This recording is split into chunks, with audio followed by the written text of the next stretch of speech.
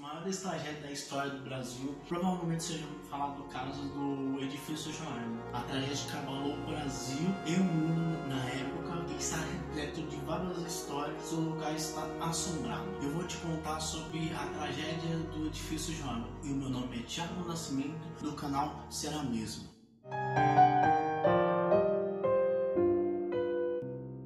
O edifício Joelma foi construído no ano de 1969 e inaugurado 3 anos depois, em 1972, na cidade de São Paulo. E era composto por 2 torres e possui 25 andares e 10 primeiros são garagem, e sua entrada fica na famosa Avenida 9 de Julho. E logo depois da sua inauguração, o edifício foi alugado por um banco extinto, Crefsul de Investimento. Na época era considerado um edifício moderno e seguro. No começo de 1974, a empresa ainda terminava sua transferência dos seus departamentos, quando no dia 1º de fevereiro, às 8h45, em uma sexta-feira chuvosa, deu um curto-circuito em uma parede de ar-condicionado do 12º andar e deu início ao incêndio. Rapidamente se espalhou aos demais andares. As salas do escritório eram compostas por divisórias com móveis de madeira, pisos, cortinas, tecidos, forros internos de fibra sintética. E a condição contribuiu sobremaneira ao alassamento incontrolável das chamas. No dia do incêndio havia 756 ocupantes no edifício Joelma. Os 7 primeiros andares eram garagens que não foram atingidos graças à porta de emergência, que permitiu que 17 funcionários que trabalhavam no edifício se salvassem. 15 minutos após o curto-circuito, era impossível descer pelas escadas, que eram localizadas dentro dos pavimentos, que foram bloqueados pelo fogo e a fumaça. Os corredores, por sua vez, eram bem estreitos e muitas pessoas ainda conseguiram se salvar ao descer pelos elevadores, mas logo deixaram de funcionar quando as chamas invadiram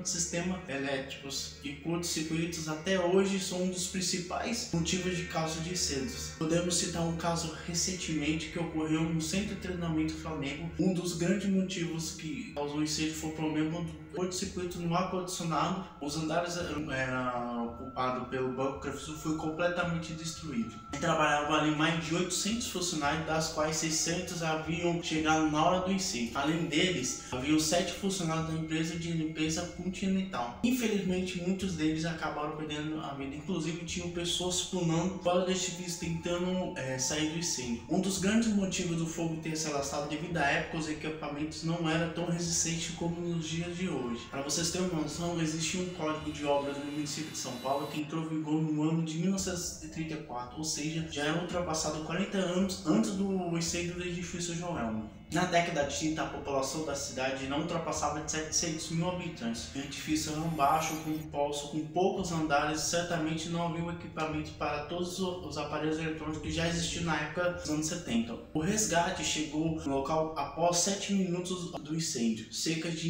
1.500 profissionais foram mobilizados. Eram bombeiros, profissionais da Força Segurança, equipes de 5 hospitais estaduais e tantos outros particulares. A operação de resgate contou ainda com 14 helicópteros, 39 viaturas de corpo de bombeiros e todas as ambulâncias da rede hospitalar. Logo no início ao combate do fogo, os bombeiros tiveram problema, pois os hidrantes da região estavam defeituosos e não forneciam pressão suficiente. Foram deslocados então todos os caminhões, carros-pipas disponíveis na prefeitura, cerca de 30 e outros particulares que também ajudaram no combate. Apesar de falta de equipamento, o corpo de bombeiros na época, a tragédia teria sido muito pior se não tivesse 2 cápsulas mariboas de 45 metros. Ali conseguiam alcançar até 12 andares, anexados com escadas menores, que permitiu que os bombeiros alcançassem até o 16º andar. O capitão Hélio da Caldas disse na época que se tivesse mais equipamentos, poderia ter salvado pelo menos mais 40 a 50 pessoas. Após a conclusão da investigação sobre a causa do incêndio, no mês de julho de 1974, as empresas Crefsul e Termoclima foram responsáveis. O banco Crefsul por seu locatório, imóveis, e Termoclima por ser responsável pela manutenção da parte elétrica do prédio. O veredito do julgamento dos responsáveis foi anunciado no dia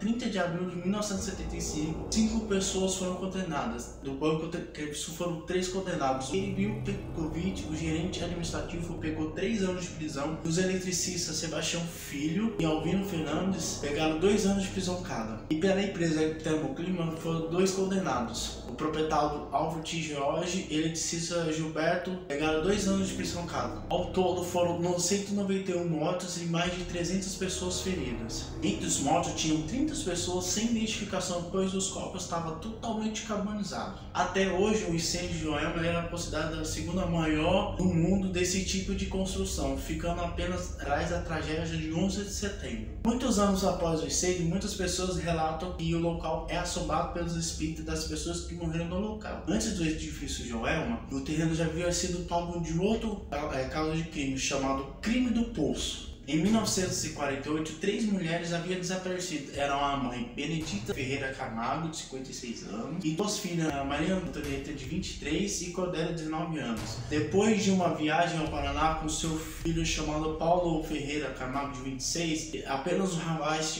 teria supostamente sobrevivido ao acidente do carro. A morte foi comunicada aos parentes e os amigos do Paulo, mas a história não foi muito bem aceita pela família, que desconfiaram que o Paulo estava escondendo alguma coisa sobre o acidente, já que não houve nenhum enterro nem qualquer tipo de outra cerimônia. A família do Paulo pediu à polícia investigar a fundo o caso. Por sua vez, a polícia passou a investigar a vida do Paulo. Para surpresa da polícia, foi revelado que o Paulo havia construído um poço dentro do seu quintal para montar uma fábrica de adubo. E todavia, a explicação superficial não convenceu as autoridades. Isso porque o rapaz era químico, professor assistente da Universidade de São Paulo, onde também era conhecido por ter um comportamento estranho. Dr. Hoffman, que trabalhava no laboratório da universidade, era auxiliado pelo Paulo, que comentou que o jovem fazia apenas algumas perguntas. Entre eles, perguntou quais seriam as melhores fórmulas para corroer cadáveres. A partir disso, quase certo que a mãe e as irmãs do Paulo não haviam morrido em um acidente. Assim, a polícia pediu para que o Paulo mostrasse novamente. A primeira vez não apresentava nenhum tipo de irregularidade. No entanto, os bombeiros foram chamados para escavar o poço, que depararam com uma cena trágica.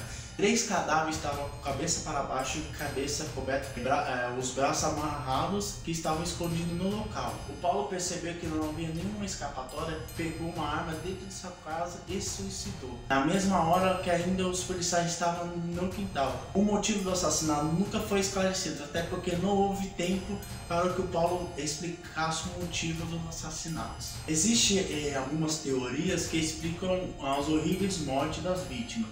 Uma delas indica que o Paulo não tinha uma boa relação com a família. Outras teorias dizem que a morte foi uma ordem divina, uma vez que a irmã do Paulo, Maria Antonieta, sofria de epilepsia e paraplégica. E a outra irmã mais nova, a Cordélia, era esquizofrênica e a mãe teria um câncer na perna. No entanto, nenhuma patologia foi confirmada nas investigações futuras. A família Camargo ficava na rua Santo Antônio, número 104. As histórias narradas por pessoas que frequentavam ou frequentam o local colaboram para que o edifício Joelma ficasse conhecido exatamente pelos eventos sobrenaturais que teriam acontecido aos seus arredores. Existe uma lenda que ficou muito conhecida, chamada As 13 Almas, por causa que teve 13 pessoas que foram canonizadas dentro do elevador, tentando fugir do incêndio, e todos os corpos foram enterrados junto com as covas separadas. Mas um tempo depois, o zelador e visitantes do local alegaram ouvir gritos vindo do túmulo.